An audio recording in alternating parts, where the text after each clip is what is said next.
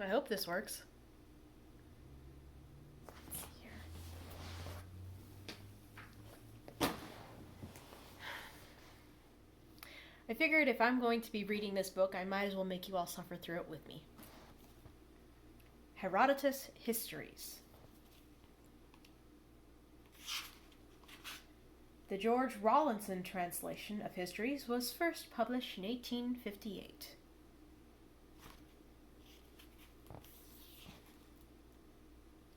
The History of Herodotus, the first book, entitled Clio.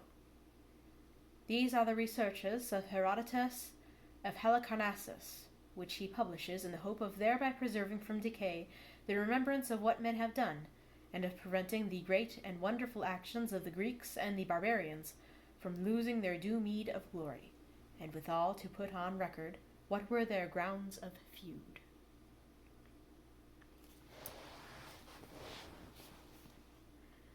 According to the Persians best informed in history, the Phoenicians began the quarrel. This people, who had formerly dwelt on the shores of the Erythraean Sea, Indian Ocean and Persian Gulf, having migrated to the Mediterranean, and settled in the parts which they now inhabit, began at once, they say, to adventure on long voyages, freighting their vessels with the wares of Egypt and Assyria.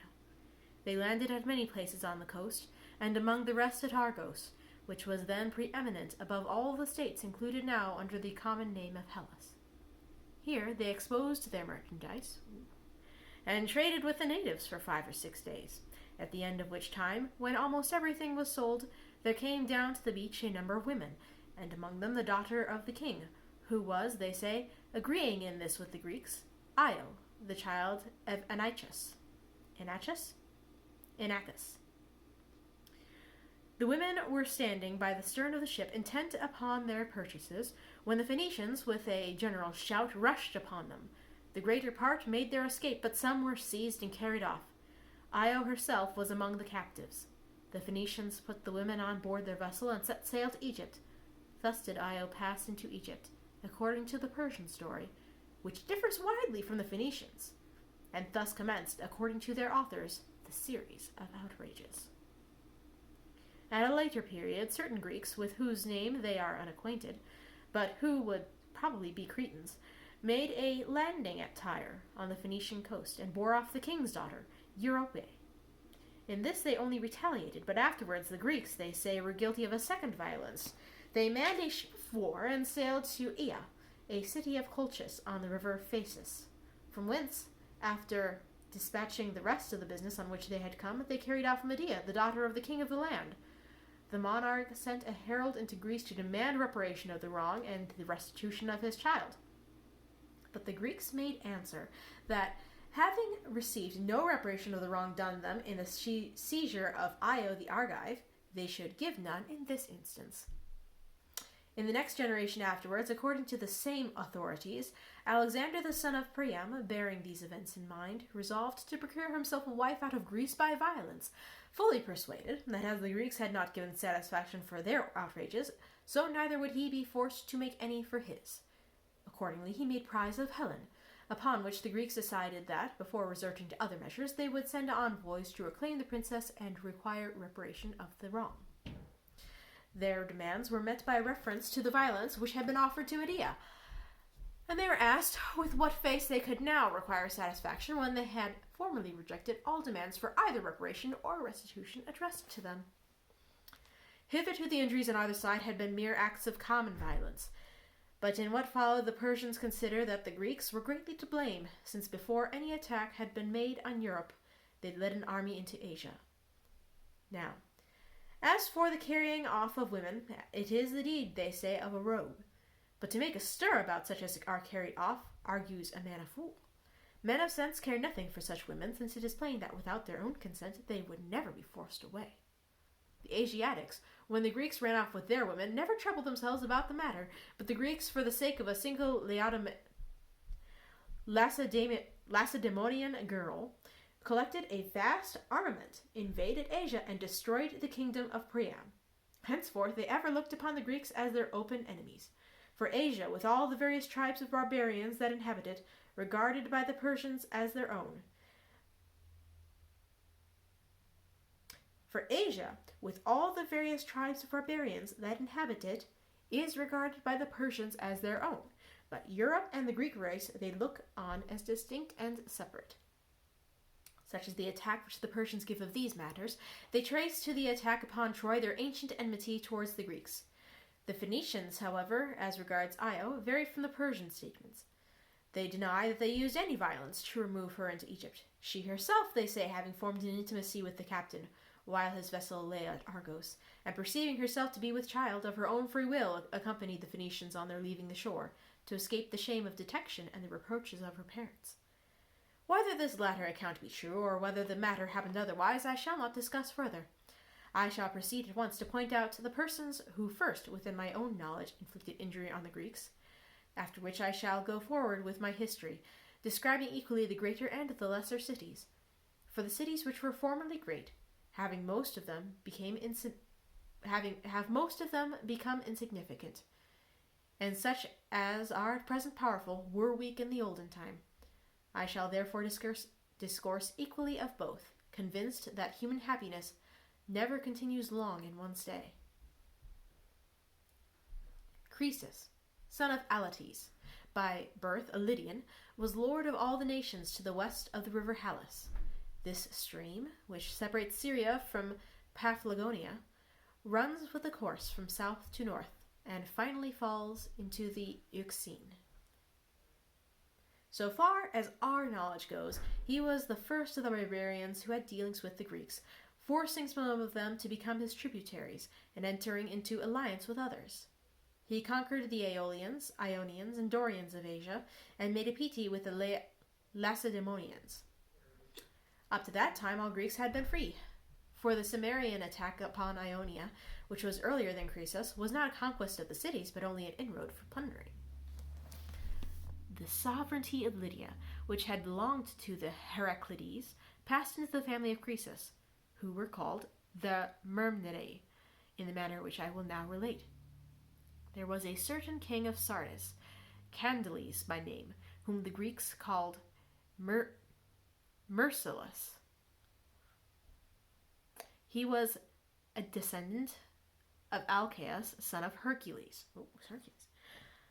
The first king of this dynasty was Agron, son of Ninus, grandson of Belus, and great-grandson of Alcaeus. Candalus, son of Mursus, was the last. The kings who reigned before Agron sprang from Lytus, son of Attis, from whom the people of the land, called previously Maeonians, received the name of Lydians. The Heraclides, descended from Hercules and the slave girl of Dardanus, having been entrusted by these princes with the management of affairs, obtained to the kingdom by an oracle. Their rule endured for 22 generations of men, a space of 505 years, during the whole of which period, from Agron to Candalus, the crown descended in the direct line from father to son. Now it happened that this Candalus was in love with his own wife, and not only so, but thought her the fairest woman in the whole world. This fancy had strange consequences. There was in his bodyguard a man whom he specially favored, Gyges, the son of Dascylus. All affairs of greatest moment were entrusted by Candalus to this person, and to him he was wont to extol the surpassing beauty of his wife. So matters went on for a while. At length one day Candalus, who was fated to end ill, thus addressed his follower: "I see thou dost not credit when I tell thee of my lady's loveliness, but come now, since men's ears are less credulous than their eyes, contrive some means whereby thou mayest behold her naked."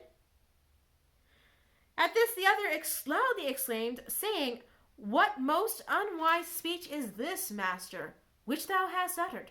Wouldst thou have me behold my mistress when she is naked? Bethink thee that a woman with her clothes puts off her bashfulness. Our fathers in time past distinguished right and wrong plainly enough, and it is our wisdom to submit to be taught by them. There is an old saying, let each look on his own. I hold thy wife for the fairest of all womankind, only I beseech thee, ask me not to do wickedly."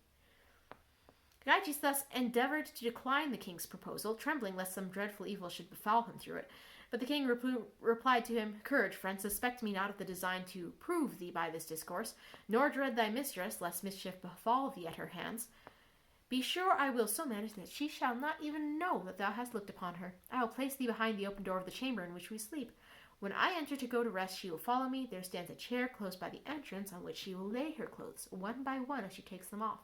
Thou wilt be able thus at thy leisure to peruse her person. Then, when she is moving from the chair toward the bed, and her back is turned on thee, be it thy care that she see thee not as thou passest through the doorway. Gyges, unable to escape, could but declare his readiness. Then Candidus, when bedtime came, led Gyges into his sleeping chamber, and a moment after the queen followed. She entered and laid her garments on the chair, and Gyges gazed on her. After a while she moved toward the bed, and her back being then turned, he glided stealthily from the apartment. As he was passing out, however, she saw him, and instantly divining what had happened, she neither screamed, as her shame impelled her, nor even appeared to have noticed aught, proposing to take vengeance upon the husband who had so affronted her. For among the Lydians, and indeed among the barbarians generally, it is reckoned a deep disgrace, even to a man, to be seen naked. No sound or sign of intelligence escaped her at the time, but in the morning, as soon as the day broke, she hastened to choose from among her retinue such as she knew to be the most faithful to her, and preparing them for what was to ensue, summoned Gyges into her presence. Now it had often happened before that the queen had desired to confer with him, and he was accustomed to come into her at her call. He had therefore obeyed the summons, not suspecting that she knew aught of what had occurred. Then she addressed these words to him. Take thy choice, Gyges, of two courses which are open to thee. Slay Godless, and thereby become my lord, and obtain the Lydian throne, or die this moment in his room. So wilt thou not again, obeying all behests of thy master, behold what is not lawful for thee. It must needs be that either he perish by whose counsel this thing was done, or thou, who sawest me naked, and so didst break our usages. At these words Gyges stood awhile in mute astonishment. Recovering after a time, he earnestly besought the queen that she would not compel him to so hard a choice. But finding he implored in vain, and that necessity was indeed laid on him to kill or be killed, he made choice of life for himself, and replied by this inquiry. If it must be so, and thou compellest me, against my will, to put my lord to death, come, let me hear how thou wilt have me set on him. Let him be attacked, she answered, on that spot where it was I was by him shown naked to you, and let the assault be made when he is asleep. All was then prepared for the attack, and when night fell, Gyges, seeing that he had no retreat or escape, but must absolutely either slay Candidus, or himself be slain, followed his mistress into the sleeping room. She placed a dagger in his hand, and hid him carefully behind the self-same door. Then Gyges, when the king was fallen asleep, entered privily into the chamber, and struck him dead.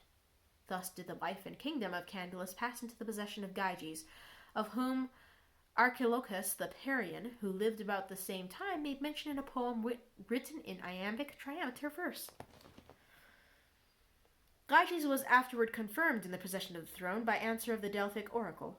Enraged at the murder of their king, the people flew to arms, but after a while the partisans of Gyges came to terms with them, and it was agreed that if the Delphic oracle declared him king of the Lydians, he should reign; if otherwise, he should yield the throne to the Heraclides. As the oracle was given in his favor, he became king. The Pythoness, however, added that, in the 5th generation from Gyges, vengeance should come for the Heraclides, a prophecy of which neither the Lydians nor their princes took any account till it was fulfilled. Such was the way in which the Myrmidons deposed the Heraclides, and themselves obtained the sovereignty.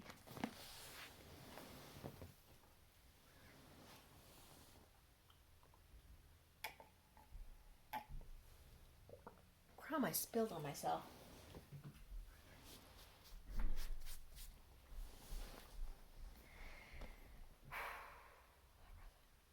When Gyges was established on the throne, he sent no small presents to the Delphi, as his many silver offerings at the Delphic shrine testify. Besides the silver, he gave a vast number of vessels in gold, among which the most worthy of mention are the goblets, 6 in number, and weighing together 30 talents, which stand in the Corinthian treasury dedicated by him. I call it the Corinthian treasury, though in strictness of speech it is the treasury not of the whole Corinthian people, but of Cypselus, son of Eetion, Ishan, Yetion. Excepting Midas, son of Gordius, king of Phrygia, Gyges was the first of the barbarians whom we know to have sent offerings to Delphi. Midas dedicated the royal throne whereon he was accustomed to sit and administer justice, an object well worth looking at. It sits in the same place as the goblets presented by Gyges. The Delphians call the whole of the silver and the gold which Gyges dedicated, after the name of the donor, Gygian. As soon as Gyges was made king, he made an inroad on Miletus and Smyrna, and took the city of Colophon. Afterwards, however, though he reigned 38 years, he did not perform a single noble exploit. I shall therefore make no more mention of him, but pass on to his son and successor in the kingdom, Ardys. Ardys took Priene and made war upon Miletus. In his reign, the Cimmerians, driven from their homes by the nomads of Scythia, entered Asia and captured Sardis, all but the citadel. He reigned 49 years and was succeeded by his son Sadiotes, who reigned 12 years. At his death, his son Alyattes mounted the throne. This prince waged war with the Medes under Cyaxares,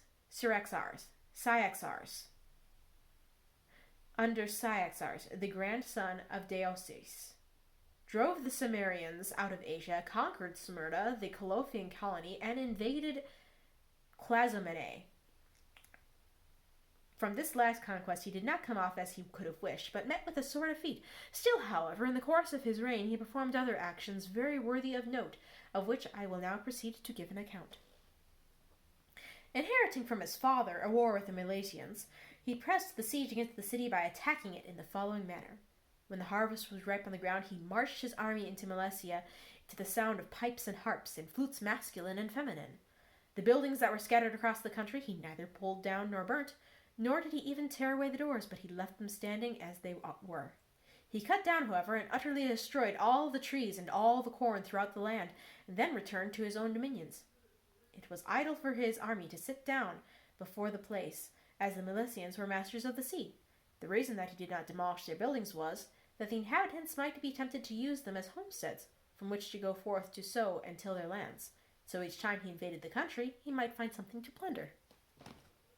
In this way he carried on the war with the Milesians for 11 years, and in the course of which he inflicted on them 2 terrible blows, one in their own country, in the district of Limenium, the other in the plain of Meander.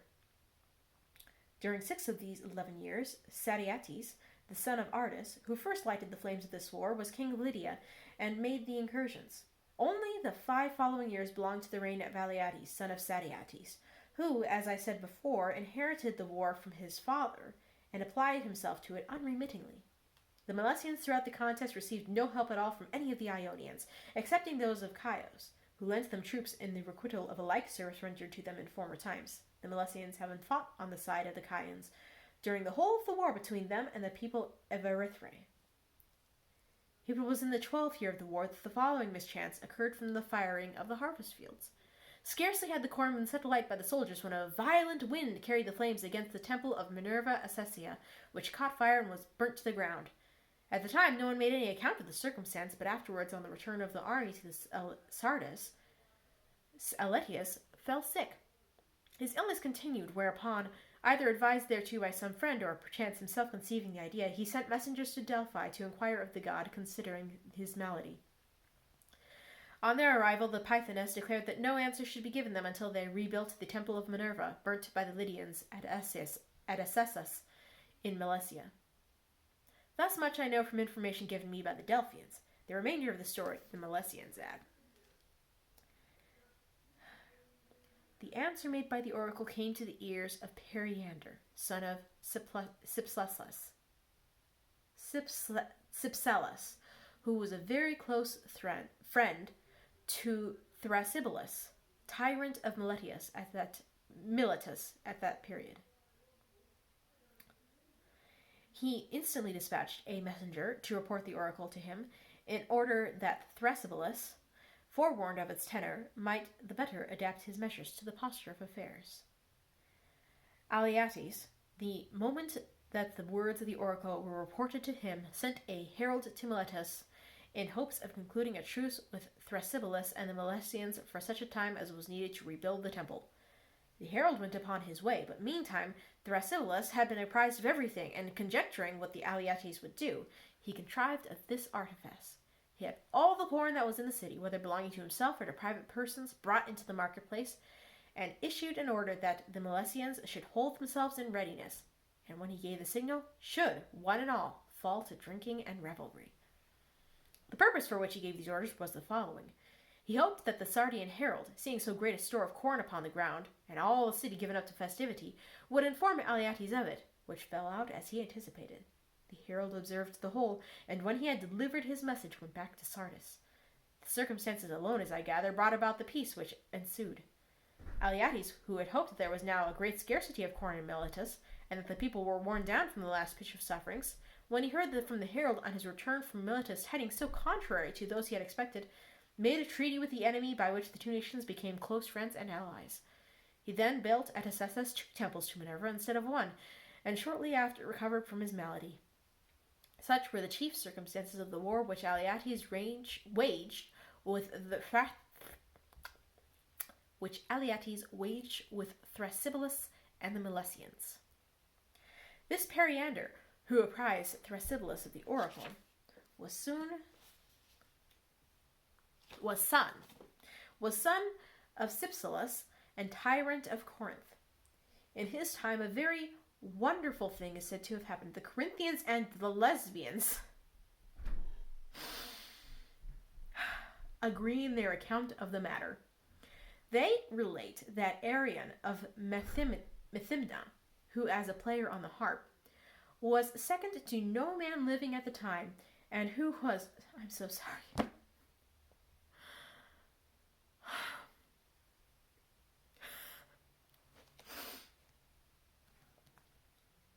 They relate that Arion of Methymna, who was a player on the harp, was second to no man living at that time, and who was, so far as we know, the first to invent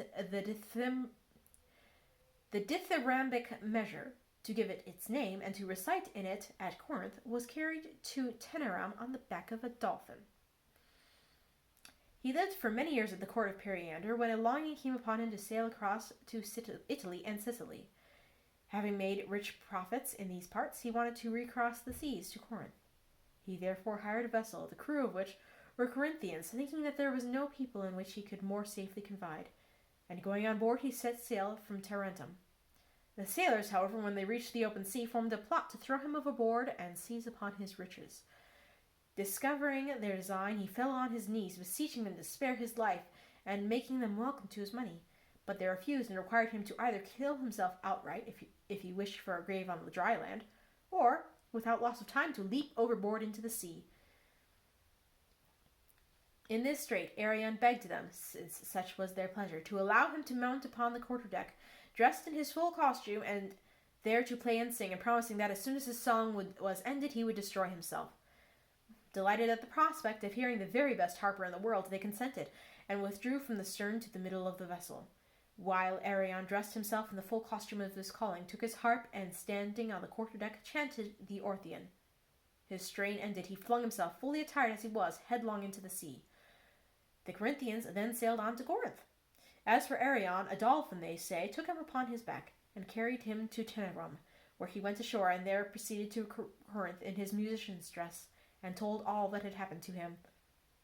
Periander, however, disbelieved the story, and put Arion in ward to prevent his leaving Corinth, while he watched anxiously for the return of the mariners. On their arrival, he summoned them before him, and asked them if they could give him any tidings of Arion. They returned for answer that he was alive and in good health in Italy, and that they had left him at Tarentum, where he was doing well. Thereupon Arion appeared before them, just as he was when he jumped from the vessel, and the men, astonished and detected in falsehoods, could no longer deny their guilt. Such is the account which the Corinthians and the Lesbians give. And there is to this day at Tenerum an offering of Arion's at the shrine, which is a small figure in bronze representing a man seated on a dolphin. Having brought the war with the Milesians to a close, and reigning over the land of Lydia for 57 years, Alyattes died. He was the second prince of his house, who made offerings at Delphi. His gifts, which he sent on recovering from his sickness, were a great bowl of pure silver, with a salver in steel curiously inlaid, a work among all the offerings at Delphi, the best worth looking at. Glaucus the Chian made it, for the man who first invented the art of inlaying steel.